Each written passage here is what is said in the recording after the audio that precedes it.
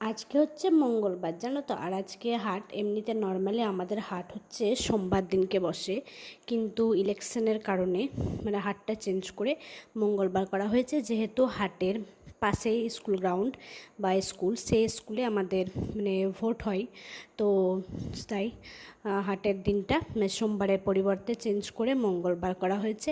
আর আমি আজকে দেখো হাটে যাচ্ছি একটু। আমি নর্মালি বাড়ি থেকে কম বেরোই বা হাটে সেরকম যাই না। যদি আমার কিছু জিনিস কেনাকাটার থাকে তবে আমি যাই। তো আজকে 2-3টে জিনিস আমার কেনার আছে, সেই জন্য আমি হাটে যাচ্ছি।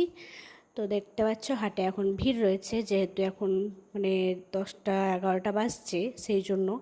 তো মোটামুটি সকাল 7টা থেকে দুপুর 12টা 1টা অবধি হাট থাকেই, ভালোই হাট থাকে, তারপরে উঠে যাই। তো এখন 11টার দিকে আমি যাচ্ছি।